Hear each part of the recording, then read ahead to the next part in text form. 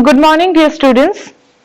Uh, this is your first online class, class 8, and in this class, we are going to discuss about from trade to territory, this chapter 2 from history.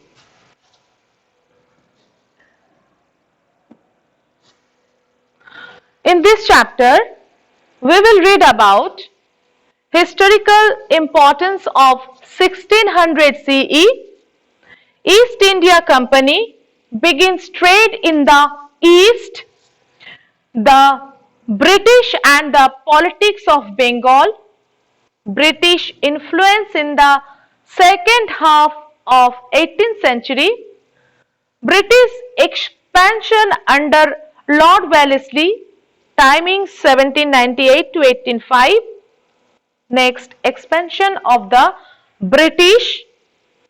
Lord Dalhousie and his expansionist policy, and the last is administration under the British. Okay, so these all points we will read in this chapter.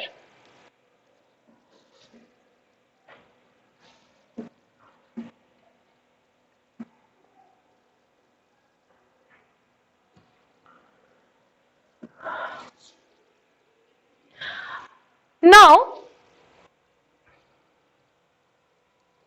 Aurangzeb was the last of the great Mughals. So, in Mughal Empire last year, you have learned that Aurangzeb was the last ruler of the Mughal Empire.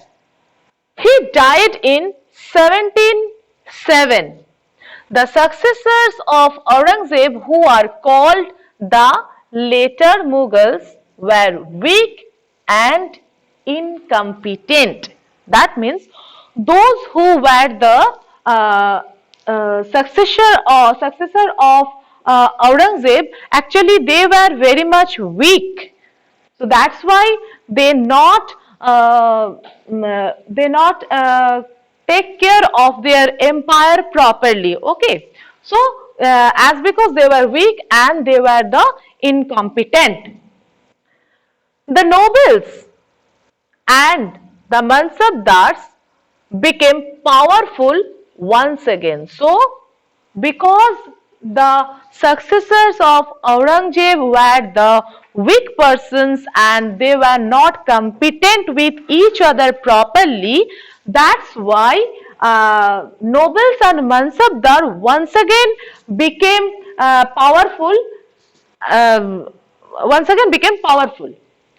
The subedars or governors who controlled the revenue means tax, okay, revenue and military administration consolidated their positions, and time came when they hardly paid any revenue to the royal treasury. Since the beginning, the main income of the Mughal Empire was from land revenue. So, what was the main income of the Mughal Empire? The land revenue, land tax. The peasants and zamindars were persuaded to get more revenue. So, actually, those who had the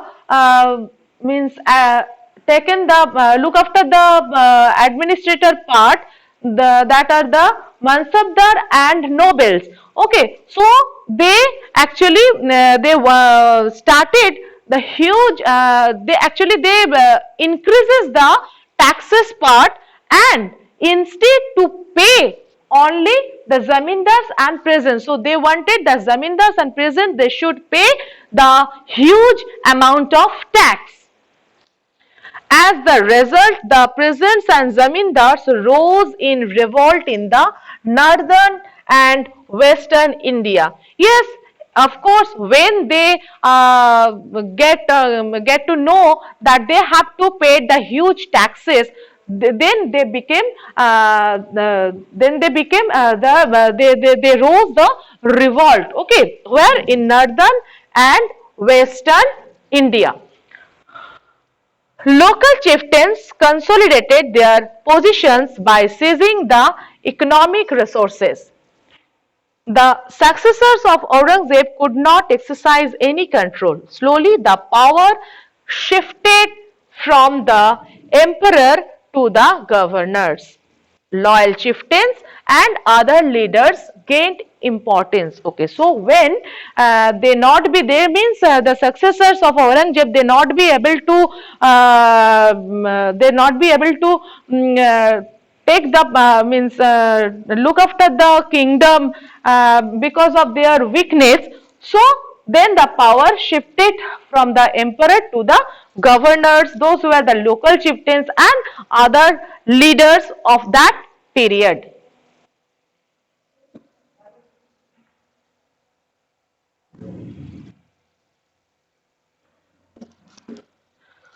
Now the next part is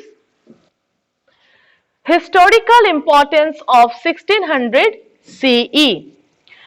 You have already read in the previous classes that India was an important trading center. Yes, India was an important trading center. Okay, trading means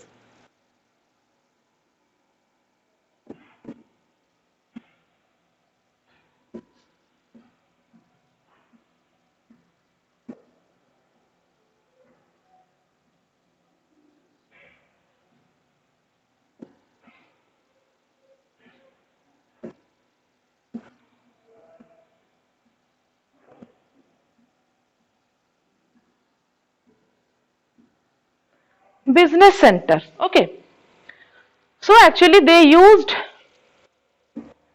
India for their business purpose mainly.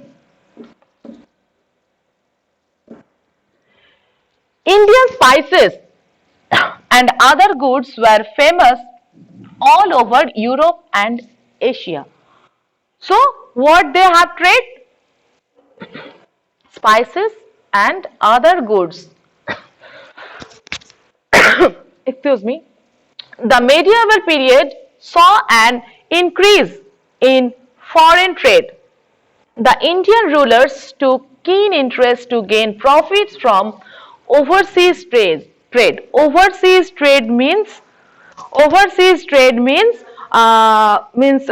through the seas they go to in this side to that side. Okay, seas or ocean they changes their they cross the seas, that is the overseas.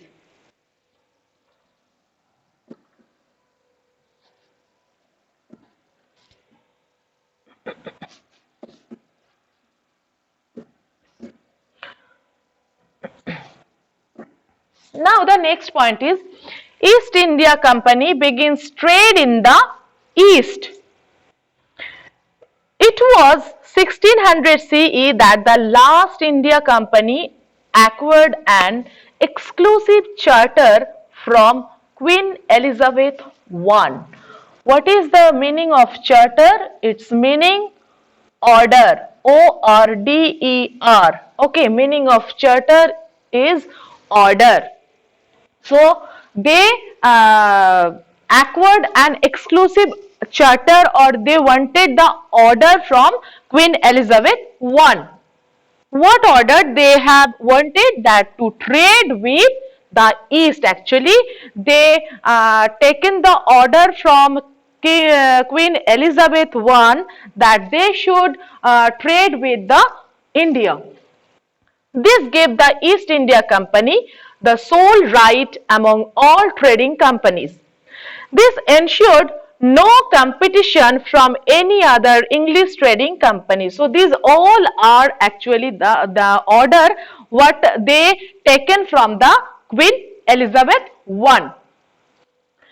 Trading companies of that time generally worked for making profit by removing any possible competition. The East India Company set out to cross the oceans to do business and make profit. So actually this is the overseas. Okay, so they cross the oceans for the business purpose and they make the profit.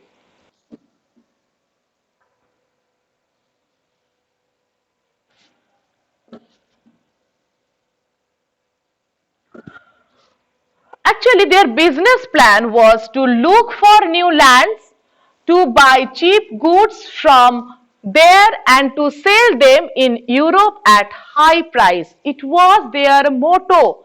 They found the new lands and they buy the goods in very cheap rate and sold it or sell it in Europe and Asian market in a huge price. The Royal Charter ruled out competition from England, but it could not stop other countries from sending their trading companies to do business with the East. The Portuguese were the first to establish their base in Goa. Okay, and that time who came? The Portuguese sailor Vasco da Gama. Okay, in 1498. In early 17th century, the Dutch established their presence in the east, followed by the French.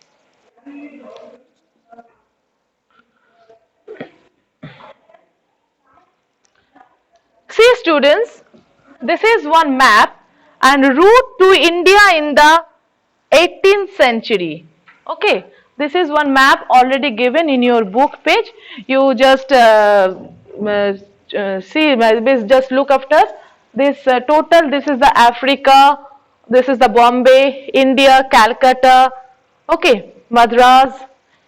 So this is the map of route to India in the 18th century.